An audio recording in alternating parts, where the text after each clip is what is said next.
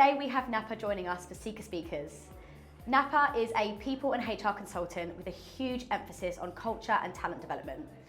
Napa's been in my network now for just over 2 years. I placed her at Go Henry, which is a fintech scale-up, back in 2022, and she has since moved on to start up her own consultancy to support small businesses across all things HR. Napa is here today to talk about flexible working and the different ways companies can support their employees. Napa, hello. Hi Laurie, lovely to be here. Hi. Yes, thank you so much for coming. We really do appreciate it, thank you. But I think it would be good for us to start with, I guess, why you wanted to talk about this topic today and why it's so important to you. Yeah, so I've been really thinking long and hard how to summarise this in a sentence. But there's an actress and she was doing an interview and she summed this up really perfectly. She was talking about how, becoming a professional of the arts is now, a job for the privileged. And I think how she summarised it was talent doesn't discriminate, but opportunity does. So I think that applies. I love that. So I think that applies so much into the normal employment world, I think, where we are, where you think of employers that restrict the hours that you work, the days that you work, and even like the location that you work. That will discount so many groups of people, right? That of certain circumstances, certain backgrounds, certain locations, and businesses are missing out on potential diversity that can really unlock potential and success in a business. So for me, that's really why I really passionate about it. I really want to champion for sure. flexibility for a lot of people. I think more recently the concept of that remote work has, like you've mentioned, it's kind of evolved from a trend to a necessity. So I think businesses are starting to realise, aren't they, how important this actually is to find top talent. What are some of the benefits, I guess, that you've mentioned previously before when we've spoken, but of creating a hybrid and flexible working place? Absolutely. I think for employees it's no mystery that it allows for that work life and home life harmony. I don't like to say the word balance because it's not either or, it's how can we integrate it into one in a harmonious way.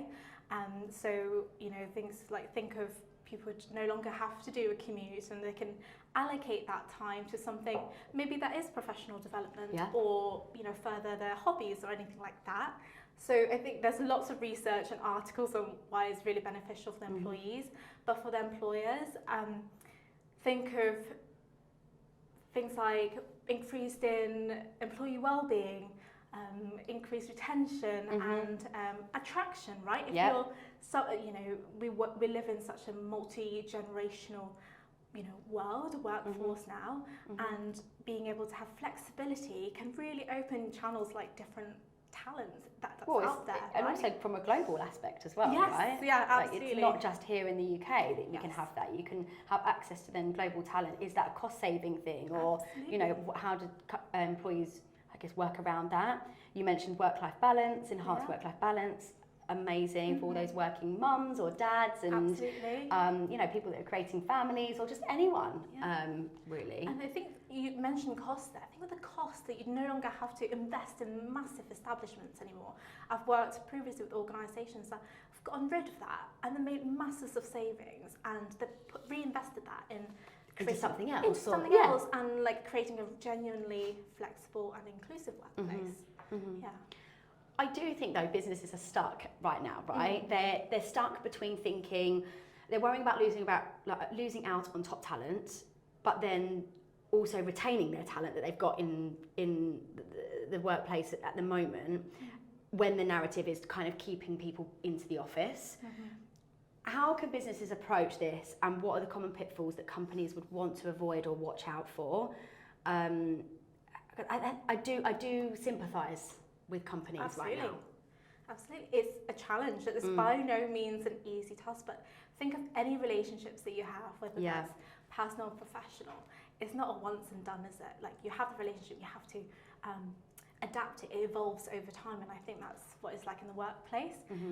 Our human needs are constantly changing.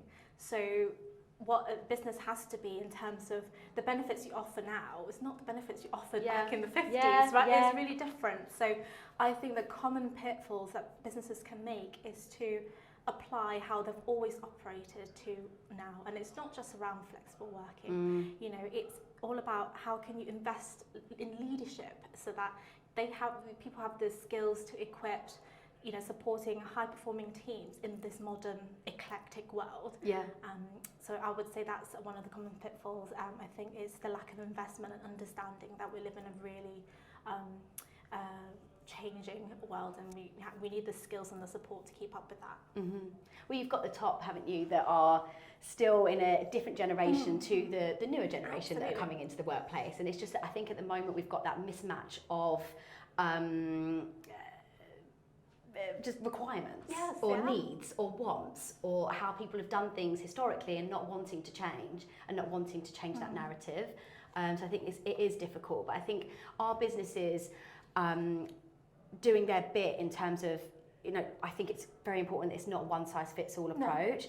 And, you know, there are some businesses that are stuck between, you know, this is our ethos, this is what we want to do, we're going to be, you know, in the office, but then you're going to lose out on top talent. And it's about, do they keep that narrative, or do they, I guess, I don't know, do they bend?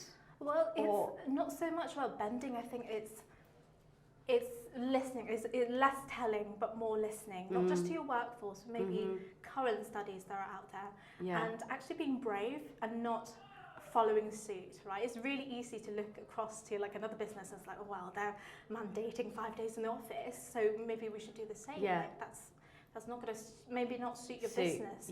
So more listening, and also really concentrate on addressing your bias, because, you know, what you're saying, that's exactly what it is somebody who, you know, maybe at the top have certain ways of leading expectations of a workforce. That's a bias you're applying to everybody within the business.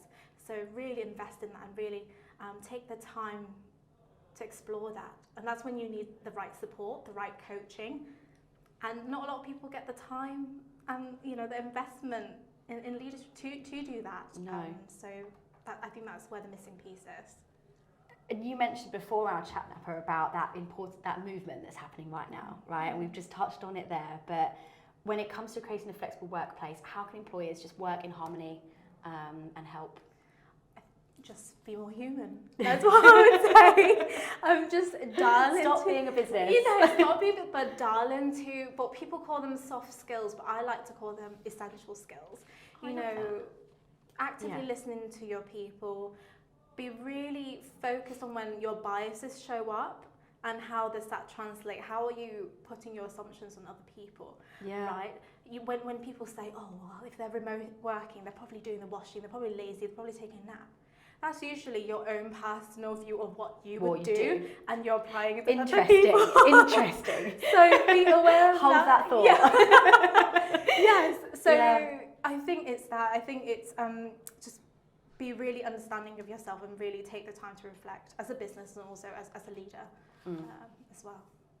Amazing. I would love to just leave it there, Napa, because I think that's such an important thing to kind of just leave it on, and natural to leave it as well. But how can our network reach you? I know you've got a podcast starting ever so soon, so please tell us all about this, and also, how our audience can connect with you. Yeah, absolutely. I'm on LinkedIn. I'm really active, as you probably know. I've just started on my own consultancy called Culture Architect. I help businesses on things like this all the time.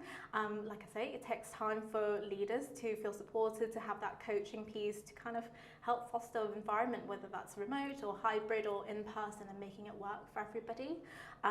Also have a podcast coming, as you mentioned, Corporate Confessions. I've asked a bunch of strangers on LinkedIn. I'm so excited for this. To submit there are any corporate confessions, any naughty tales in the corporate world, and also any work dilemmas that they want to share and ask for advice as well. So we've got some juicy ones coming out. Yeah, they are juicy. So definitely keep an eye on my LinkedIn page and follow, because that's in production right now. Amazing. Thank you so much, Napa. I really appreciate it. It's been so fun.